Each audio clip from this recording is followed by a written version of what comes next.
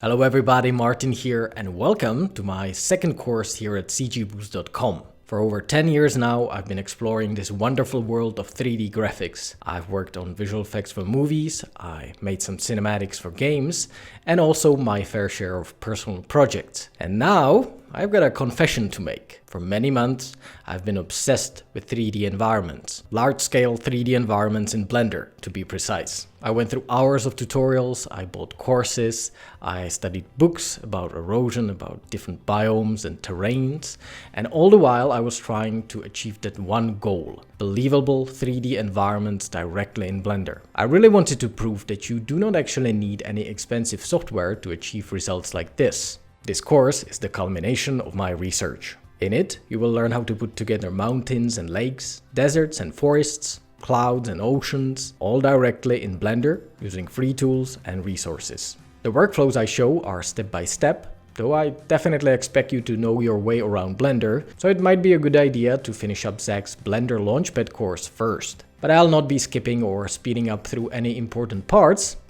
except maybe those repetitive ones. You can go step by step, preparing your own research and studying various environment types in Chapter 2, and then get an overall idea of the methods at your disposal in the third chapter. After that, you can jump into trying out your first workflows with either a mesh creation approach from Chapter 4 or with various node-based methods from Chapters 5 to 7. Deserts and mountains, that's what's expecting you there. You can learn about directly displacing your geometry through modifiers in Chapter 8 or generating your landscapes from satellite data in Chapter 9. After that, it is all about specific environment breakdowns, usually just combining methods you will have already learned in the first several chapters. At the end of the course, you will be able to dive into specifics, making your own assets, generating 2D cards with trees and other flora, making various types of water surfaces, and of course, it wouldn't be an environment course without clouds. Finally, since Blender is well known for its amazing add-ons that boost productivity and save time,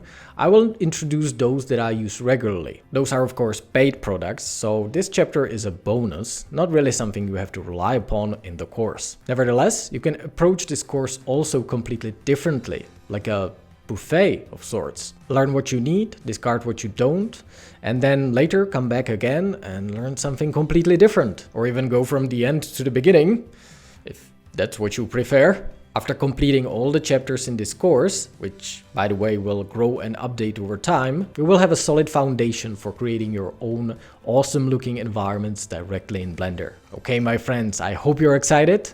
And now get yourself a map, a mountain boots, swimming suit, desert hat, and prepare to make some large-scale landscape awesomeness. You don't really need all those things, just Blender, really. Let's do it.